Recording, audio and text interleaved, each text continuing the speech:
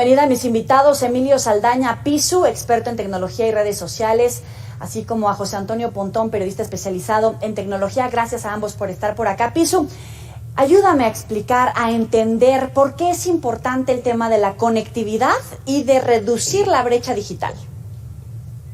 Muchísimas gracias, Joel, y un saludo además a tu audiencia. Gracias por la invitación. Un saludo con mucho cariño a José Antonio Pontón, a quien además quiero y admiro muchísimo. Entonces, qué gusto compartir con ustedes y platicar.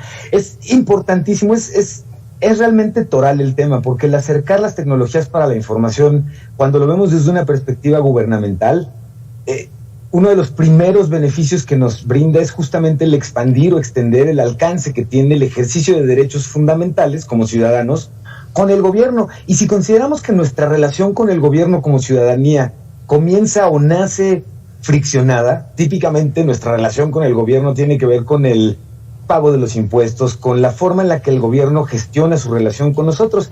Y el uso de tecnologías para la información ha reducido muchísimo esta fricción, ha quitado la burocracia, elimina en muchos sentidos la corrupción y los costos adicionales a un trámite en particular, y en muchos casos lo idóneo es que no es necesario incluso trasladarte físicamente, que en la ciudad es relativamente sencillo, pero cuando hablamos de comunidades rurales, realizar un trámite gubernamental a veces implica varias horas, si no días, de traslado para poder llevarlo a cabo. Entonces, el beneficio de las tecnologías, cuando las mezclamos con el gobierno, es inmenso cuando hablamos de este ejercicio de derechos y de la posibilidad de gestionar mi relación con el gobierno de una forma mucho más. José Antonio, fue bien interesante todo lo que hemos vivido desde el inicio de la pandemia, no solamente por lo que exponía Pisu, sin embargo, pues sí quiero como destacar, ¿cómo lo ves tú? ¿Qué hemos aprendido durante esta pandemia? Bueno, hemos aprendido que, saludo a Emilio, Joeli, ¿cómo están? Hemos aprendido que hacia allá íbamos, ¿no? Hacia allá, la tecnología hacia allá iba, la pandemia lo aceleró, pero hemos aprendido a que todo funciona en donde estés, que ya no es necesario cumplir las órdenes de estar trabajando en una silla y cumplir horas por cumplirlas únicamente, sino es mientras salga el trabajo, los líderes, realmente líderes o directores de empresas, mientras tengan resultados, a esas personas no les interesa si lo hiciste a las 12 de la noche, a la 1 de la mañana, a tal hora o en pijama. Mientras esté el resultado hecho, y a la empresa en general les dé resultados, pues eso creo que también aprendimos. Por otro lado, gracias a la tecnología, el mundo pues siguió girando, ¿no? Porque si nos hubiera tocado en otra época, creo que hubiera estado mucho más complicado, hubiera sido mucho más largo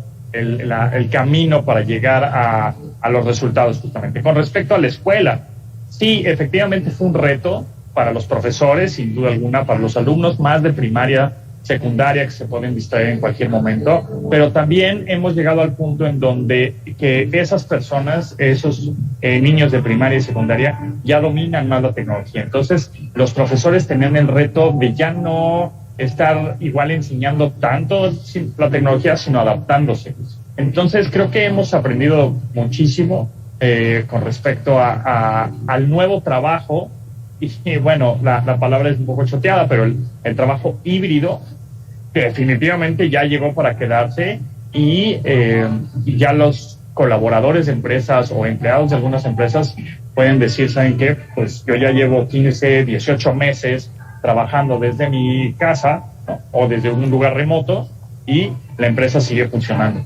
En estos pasos tecnológicos, ¿cuáles son los pasos inmediatos? Porque de repente yo me pregunto, ¿estamos educando a los niños para carreras que todavía no existen, para trabajos que incluso ni siquiera se nos han ocurrido porque precisamente la pandemia nos adelantó muchísimo en este sentido? ¿Cómo lo ves, Pisu?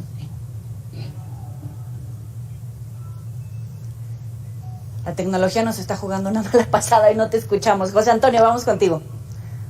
Sí, Joeli, pues sí, la verdad es que hemos descubierto carreras que definitivamente deben ya de estudiar ahora sí que los chavos, ¿no? Primaria, secundaria, prepa, definitivamente carreras como ciberseguridad, porque en 2020 fueron ataques, ¿no? Subió el ataque cibernético bestialmente, más de 200%. Entonces, carreras como ciberseguridad creo que son fundamentales para el futuro y en donde va a haber mucho dinero, ya que entre más dispositivos haya conectados a Internet, pues más vulnerabilidades hay. Y no estoy hablando solo de teléfonos o laptops, computadoras, sino ya tenemos el Internet de las cosas, bocinas inteligentes, refrigeradores, televisiones, etcétera, ¿no? Enchufes inteligentes, y entre más haya cosas conectadas a Internet, pues obviamente hay más riesgo. Y creo que definitivamente las carreras como ingeniero en sistemas, desarrollo de aplicaciones, ciberseguridad y todo lo que tenga que ver con tecnología va a ser el futuro. Hasta carreras convencionales, entre comillas, o tradicionales o más conocidas, abogado, contador, todo eso, tienen que entender la tecnología porque va a haber muchos derechos digitales, va a haber softwares y programas, que ya los hay, pero los va a haber más, en donde tienen la contabilidad de manera en línea y después va a haber, ya no va a haber efectivo, entonces todo van a ser transacciones en digitales, cadena de bloques, etcétera. Entonces, definitivamente, las nuevas generaciones deben escoger carreras y nuevas carreras que tengan que ver con tecnología. Pisu, ahora sí vamos contigo.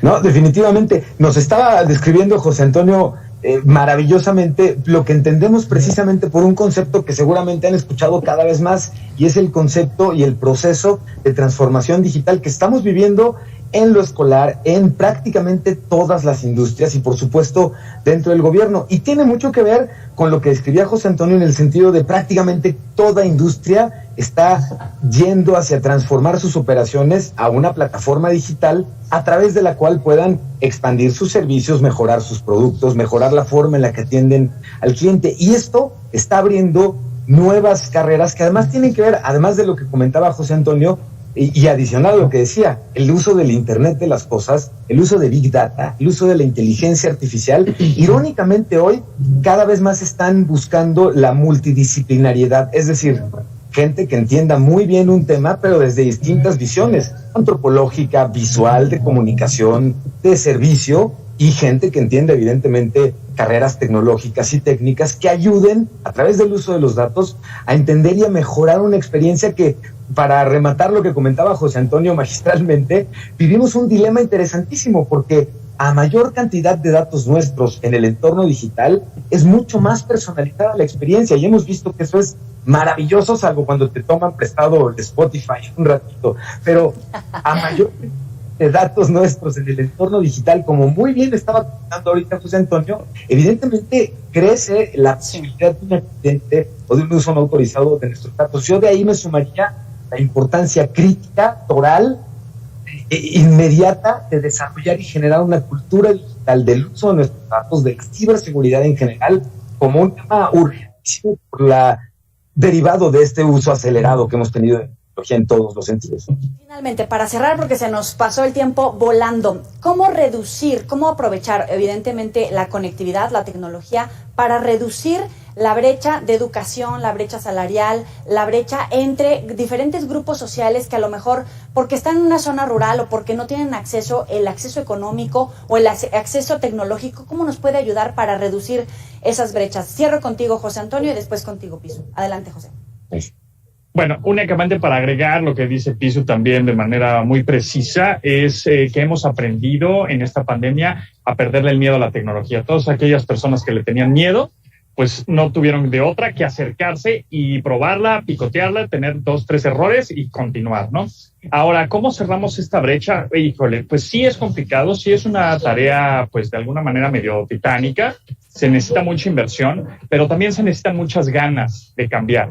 Si el gobierno no tiene ganas o no ve que el futuro hacia allá va a ser muy complicado. Por más que los usuarios, digamos, pueblos, zonas rurales o lo que tú me digas, porque ellos tienen el interés, ellos buscan, se meten a YouTube y buscan tutoriales, etcétera. Si el gobierno no tiene estas ganas de sofisticarnos, que podríamos ser definitivamente potencia mundial, porque México es de los países que tienen mejores desarrolladores y tanto de software como de hardware, hablando de robótica, pues bueno, pero Pisu, te dejo.